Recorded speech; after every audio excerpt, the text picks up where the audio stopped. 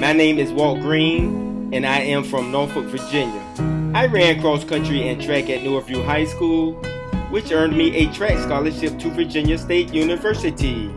However, I am an avid football fan and have watched over 50 years of high school football in the Tidewater area. In 1969, I watched Northview's Larry Stepney score a plethora of touchdowns en route to becoming an All-American.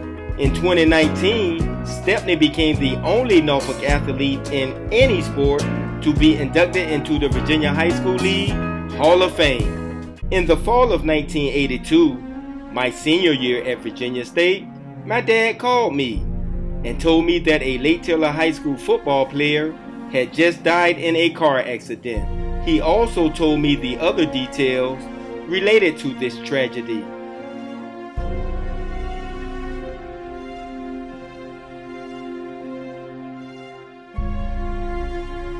Al Hatchett was also a team leader and one of their best players.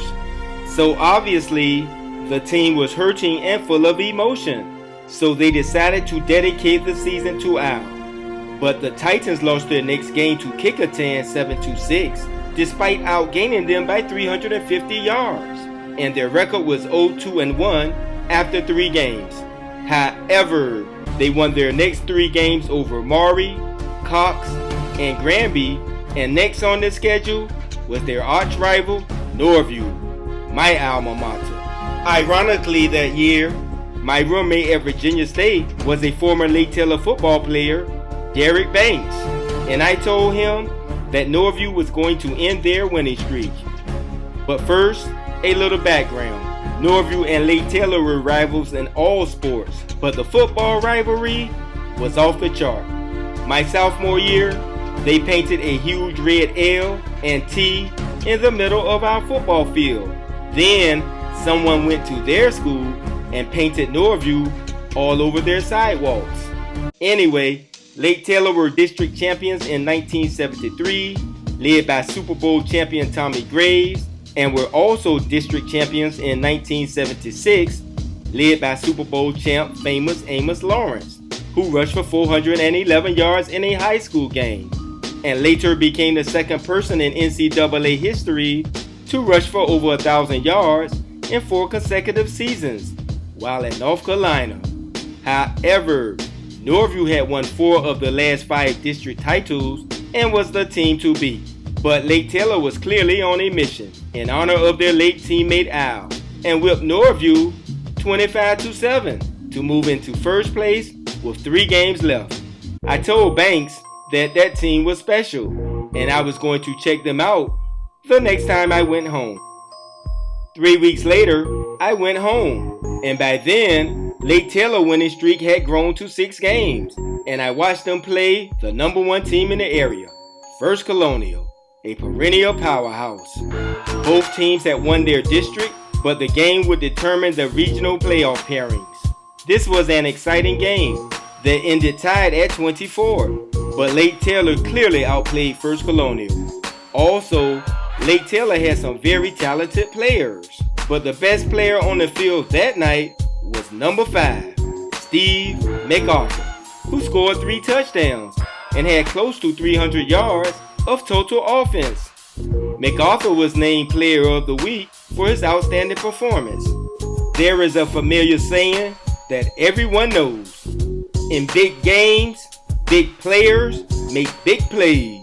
And the Titans were going to need a lot of big plays because next was the regional semifinal against the nationally ranked and 2-time defending state champion Hampton Crabbers, who had just tied a state record with 35 consecutive wins. Ironically, their last loss was in 1979 to Northview in the regional semifinals. Also, their coach, Mike Smith, recently won his 500th football game to become only the 3rd coach in the entire nation to win 500 high school football games. Anyway, Lake Taylor upset Hampton 17-14 with big game Steve MacArthur scoring the first touchdown and making a game-clinching interception. MacArthur was featured in the newspaper and said he was inspired by Al in that game. In the regional final, the Titans smashed First Colonial 23-7 to advance to states. In the state semifinal against Dinwiddie, Tony Grady and Fonzo Wiggins scored on long runs, and big game Steve MacArthur sealed the win with an interception. In the state championship game, Lake Taylor lost to George Washington Danville. However, the loss was moot compared to all of the adversity the team had faced that year. Also, it is worth noting that the Lake Taylor fan following was so big that the team became the first Norfolk school in many years to meet all of their expenses from gate receipts. And their band was so good, they received a standing ovation from the George Washington Danville crowd. The 1982 Lake Taylor Titans Miracle season belongs in Hollywood. Ironically, another team with the nickname Titans became an award-winning film, Remember the Titans. And it was also very ironic that their 1971 journey went through Norfolk, Virginia at Foreman Field, where they beat Wilson High School 36-12 in the state semifinals. In concluding, I would like to commend Steve MacArthur for doing this project, and hopefully this inspiring story will end up in Hollywood, where it belongs.